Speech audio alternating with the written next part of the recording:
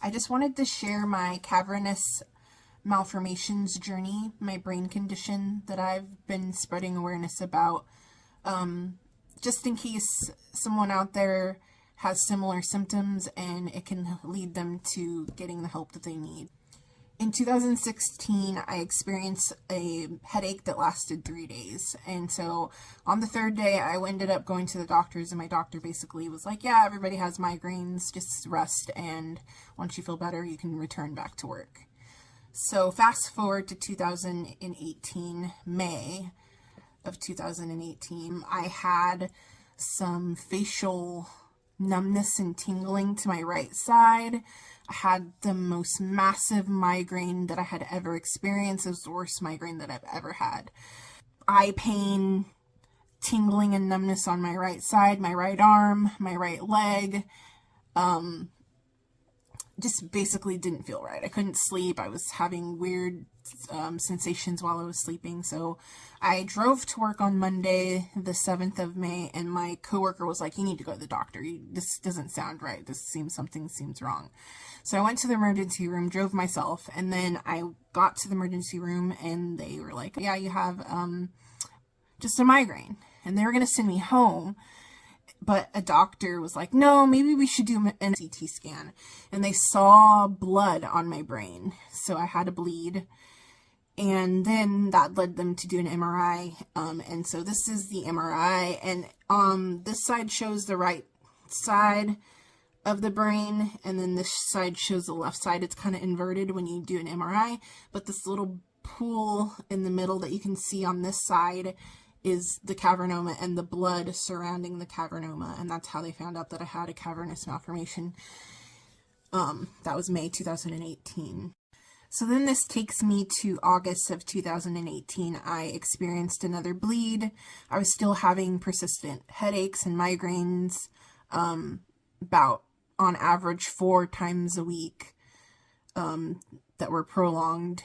So I was taking a bunch of medicines in the interim. I took Topamax first, and it just had made my symptoms even worse. Like, I was super dizzy, super nauseous.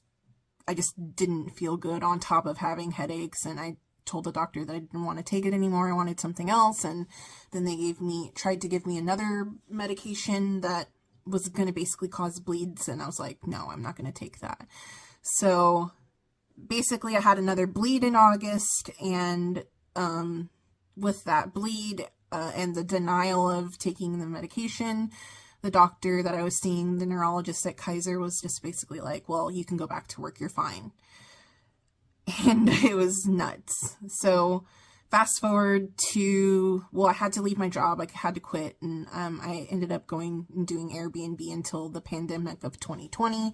Once the pandemic hit, I was like, I can't do this. Like, I can't put myself at risk. I have a cavernoma already. I can't risk getting COVID because it could be even a worst case scenario for me, having already underlying health conditions. So I decided to pursue disability, and that took a long time. I got denied a couple times and had to get a lawyer.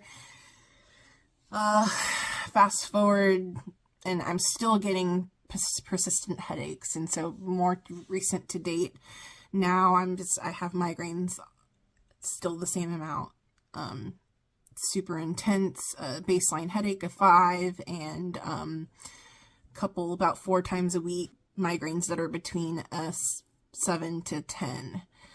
So it's been crazy. And so this is my most recent video of my malformation. And then in 2022, last year, I found out that I have the familial CCM1 form of cavernous malformations. So it's not just me. I have other people in my family that have the condition as well.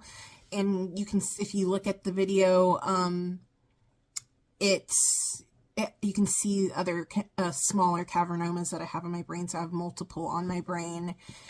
And I'm currently working with Stanford and UCSF. They have been amazing. They're a Center of Excellence for the Angioma Alliance that changed their name to Alliance to Cure.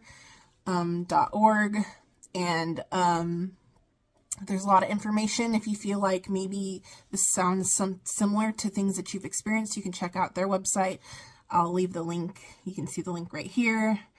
There's a lot of information. They do free genetic testing to find out whether you have a familial form.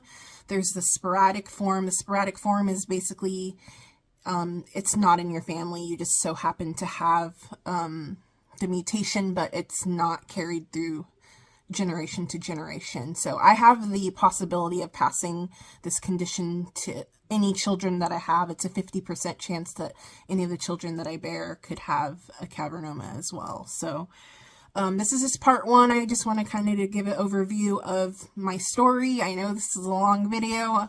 I hope somebody reached to the end, and I hope this helped. If you have any questions, leave a comment in the comment section below, and I'll answer it to the best of my ability. Bye.